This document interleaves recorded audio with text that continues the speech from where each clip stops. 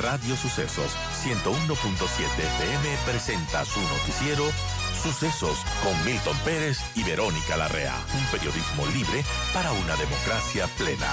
Los hechos y las opiniones de los sucesos que marcan nuestro tiempo.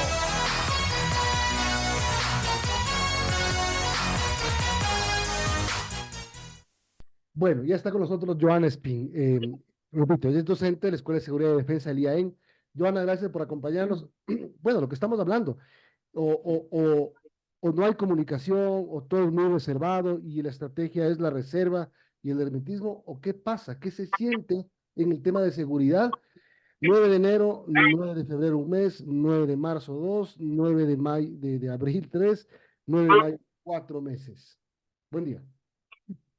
Buenos días, Milton. Buenos días, Verónica. Buenos días también a todos quienes nos escuchan. Pues sí, efectivamente se está observando una especie de repunte de la violencia que parecía haberse controlado hasta cierto momento, lo cual en realidad era bastante esperado o anticipado de alguna manera, dado que efectivamente el control de la violencia, de las muertes violentas sobre todo, se dio en el marco de los estados de excepción, con acciones muy coyunturales, muy concretas, que iban a dar impactos en el corto plazo, tal cual pudimos observar esos impactos, pero que necesitan de acciones complementarias para poder ser sostenibles en el tiempo. Efectivamente, una vez que han concluido los estados de excepción a nivel nacional, porque todavía tenemos este estado de excepción en ciertas provincias de la costa, vemos lo que era de esperarse, que es un repunte. De nuevo, porque no hay una política que de alguna manera complemente, acciones que complementen a lo que conocemos como el Plan Fénix, que están enfocadas más bien en incrementar la presencia de la policía, en incrementar la presencia de Fuerzas Armadas, se ha logrado controlar ciertas áreas también, o sea, es decir, hay resultados positivos, pero estos resultados positivos ahora, si queremos que sean sostenibles en el tiempo, tienen que venir acompañados de acciones más estructurales y tal vez en el mediano largo plazo, que sean más sostenibles, que permitan mantener al menos los resultados que hubieron. O va a pasar lo que ya estamos viendo, que va a empezar a incrementar otra vez la violencia como se está observando, sobre todo en zonas que son muy vulnerables, muy sensibles ya de por sí. Ahora, hablemos un poco de la estrategia para que el país sepa. La reserva es correcta, porque las acciones estratégicas de la fuerza pública en temas delicados creo que deben ser reservadas. Pero la extrema reserva, para que la población sepa cómo están las cifras, cuánto han bajado los índices, cuánto han comprado para la policía, cuánto han comprado para las Fuerzas Armadas, porque el gobierno anterior decía, necesitamos 1.300 millones, vamos a destinar tanto, vamos a hacer tanto. Eh, y acá no se dice una palabra de lo que se necesita. Parecería que ya se compró todo, o que no hay ninguna necesidad, que era mentira lo del gobierno anterior, o que simplemente no importa. Pues sí, efectivamente lo que pasa es que aquí hay que distinguir ciertos niveles. Hay un nivel que es un nivel mucho más operativo, que requiere sí tener un nivel de reserva que es totalmente justificado, también un nivel más estratégico, pero hay grandes líneas de acción que son líneas que sí se podrían dar a conocer a la población en general. Estas líneas de acción, de nuevo, deberían incluir acciones de corto plazo, de mediano plazo, de largo plazo, además con indicadores muy concretos para saber si efectivamente las metas se van cumpliendo, los objetivos se van alcanzando, qué recursos se necesita para llegar, qué necesidades hay también para lograr alcanzar estas metas y estos objetivos. Eso es en donde hay este gran vacío que no se observa. Y esto de nuevo son lineamientos amplios, lineamientos estratégicos un poco generales que no es... no van a llevar a comprometer la seguridad de ninguna manera. Entonces, en un nivel operativo, en un nivel más estratégico, sí, se justifica que haya cierta reserva. Pero en el nivel de grandes lineamientos, de necesidades y sobre todo de impactos, esto es necesario que se difunda, que se dé a conocer, que se evalúe de nuevo las acciones. Si no se tiene ningún tipo de información al respecto, y no me refiero ya al nivel de gobierno, sino a nivel más de la sociedad, de la academia, no podemos saber si efectivamente lo que se está haciendo está generando resultados, no está generando resultados, ni qué es lo que está pasando. Entonces ahí el trabajo de difusión de esta información es fundamental, el dar a conocer de qué manera se está avanzando, qué impacto, no qué operativos se están realizando, sí, qué impacto está teniendo lo que se esté realizando. Eso es importante. Joana, buenos días. Respecto a lo que usted mencionaba al inicio de la entrevista, que hay que darle sostenibilidad a este plan, ¿qué acciones urgentes tendría que tomar este gobierno para que, bueno, se mantenga esa seguridad en la que vivimos después de la declaratoria de ese estado de guerra? ¿Qué acciones tendría que tener para que se dé sostenibilidad justamente a esto y que los ciudadanos nos sintamos seguros en el país? Bueno, identificar problemáticas que son fundamentales. En estos últimos días se ha hablado mucho sobre el tema de reclutamiento, por ejemplo, de jóvenes en las bandas criminales. Una acción que permitiría de alguna manera sostener, pero que obviamente es una acción más de mediano plazo, es trabajar en estas comunidades que son más vulnerables por temas ya sea socioeconómicos, ya sea de estructura social, de tejido social, llegar con presencia del Estado a estos lugares, con una presencia ya sea a través de, qué sé yo, mejora de oportunidades económicas, políticas que son más encaminadas hacia una política social y de prevención que hacia una política de control directamente. Es necesario tener estas acciones complementarias. No se puede únicamente querer reducir la violencia desde el control. Sí, es una forma y me parece que en impactos del corto plazo está más que justificada, pero es necesario complementarla con otro tipo de acciones más de fortalecimiento de tejido social, de comunidad, económicas, sociales, para que, por ejemplo, ya no tengamos este grave problema que se ha identificado de reclutamiento de incluso niños, niñas y adolescentes en bandas criminales. Terrible. Claro, y el número de niños asesinados, por ejemplo, Ecuador registra 248 homicidios contra niños menores de 5 años, de 0 a 5 años, quienes han muerto en cruces de balas o sicariatos, incluso por equivocación. Un caso fue en Guayaquil cuando 4 niños y su madre fueron asesinados por sicarios que, según la policía, se equivocaron de casa, entraron y dispararon y los mataron. Eso pasa a diario.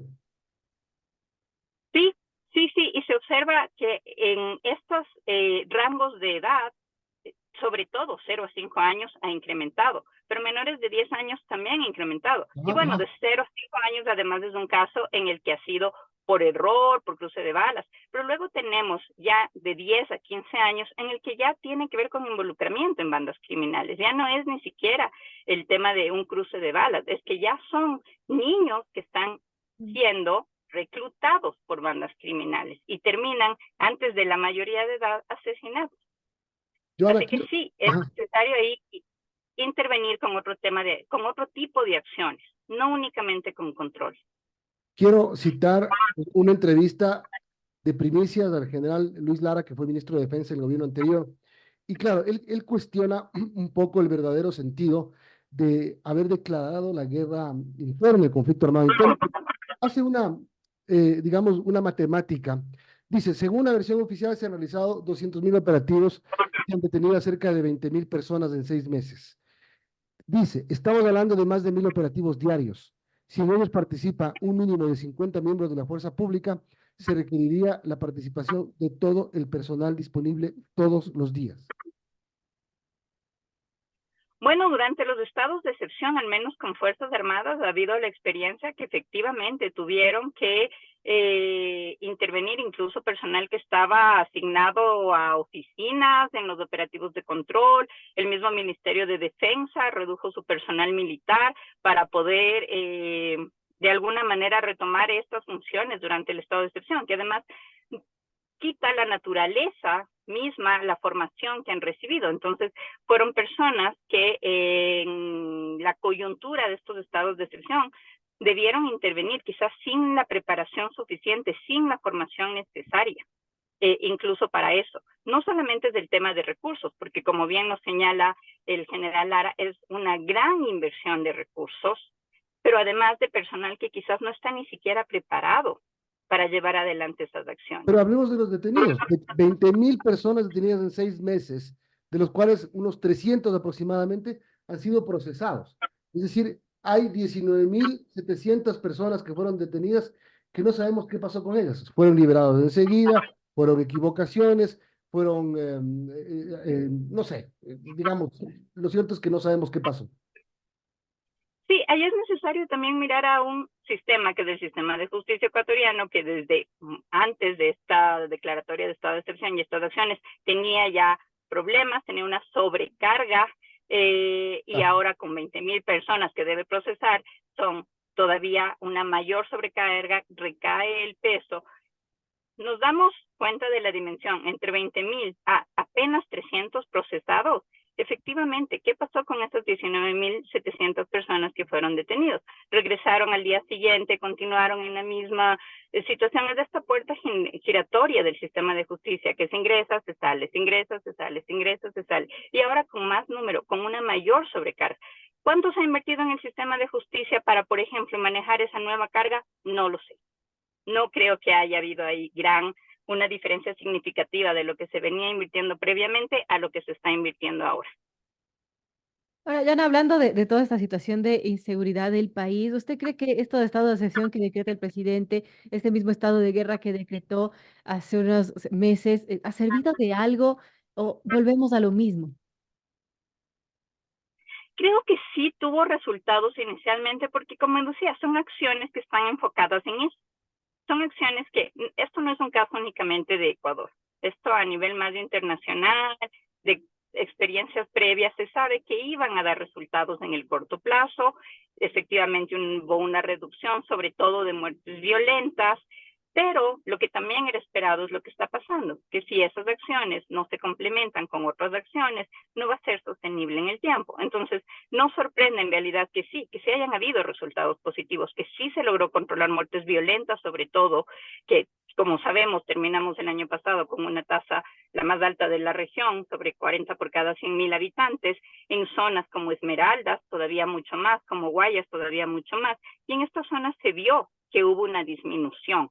También se logró controlar de alguna manera el tema del sistema de la crisis del sistema penitenciario, pero todas estas acciones, de nuevo, si no se sostienen, por ejemplo, volviendo al tema del sistema penitenciario, si después de que se logró controlar, ahora tenemos de nuevo problemas de hacinamiento, problemas de falta de alimentación, van a volver a ocurrir las mismas situaciones que ya tuvimos, se van a repetir. Y entonces entramos de nuevo en este ciclo de violencia, sin que haya una respuesta estructural, que es una respuesta necesaria. Estuvieron bien las acciones, generaron resultados, ahora es momento de mantener y de complementar esas acciones con otras acciones que permitan sostener los resultados. Estamos hablando con Joana Espín, ella es docente del IAEN. Solo para terminar, entonces, veamos un poco los escenarios que han venido pasando durante este gobierno. Hasta el 9 de enero, desde noviembre hasta el 9 de enero, se decía que el gobierno no estaba haciendo nada. Y había mucha crítica al gobierno. A partir del 9 de enero, las cosas empiezan a cambiar con la declaratoria de estado de guerra, con el estado de excepción, y parece que la situación se controla y volvemos de alguna manera a respirar más tranquilidad, si no me equivoco. Luego se empieza a vender la idea de que la consulta popular va a ser parte de la gran solución al problema de la seguridad. Y ha habido una consulta, y ya se aprobó lo que tenía que aprobarse en temas de seguridad, y ahora entramos en una nueva etapa, porque la gente va a empezar a preguntar qué pasó con los efectos de la consulta popular. Después de los 60 días que la Asamblea ya está corriendo el plazo, y esto empiece a regir, la gente va a empezar a preguntar si es que vemos que la situación empieza otra vez a desequilibrarse en temas de seguridad. Sí, bueno, respecto a la consulta popular específicamente, efectivamente se vendió esta idea, la mayoría de preguntas estaban enfocadas en temas de seguridad, pero son cambios normativos. Estos cambios normativos, como tal, para generar resultados, tienen que aplicarse y todavía eso no vemos, aún no vemos que se estén ejecutando. Entonces ahí es necesario que pase al menos un periodo, aunque sea un periodo breve, unos meses, para que se puedan ejecutar y se puedan conocer los resultados. Otro tema que se me quedaba pendiente de lo que ha producido los estados de excepción y también esta tranquilidad generada en la población es que en lo que sí se ha visto resultados positivos es precisamente en esto, en la reducción del temor. La gente, en la percepción de la inseguridad que estaba tan alta, la percepción de inseguridad, el temor de la población a salir, por ejemplo, a espacios más públicos.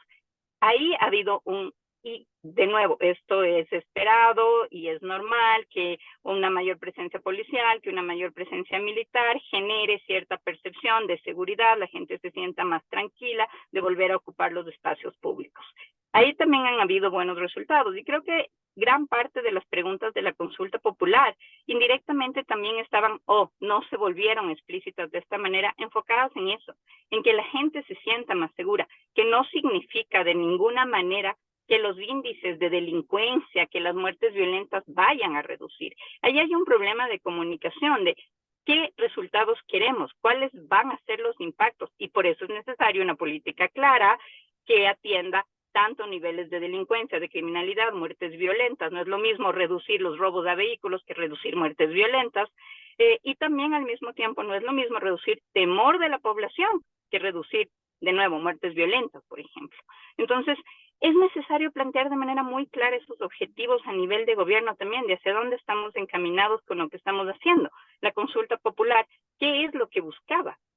Reducir muertes violentas, reducir percepción de inseguridad, hacia dónde va, qué recursos se van a asignar también para todas estas acciones, que aún no se sabe los recursos que están asignados.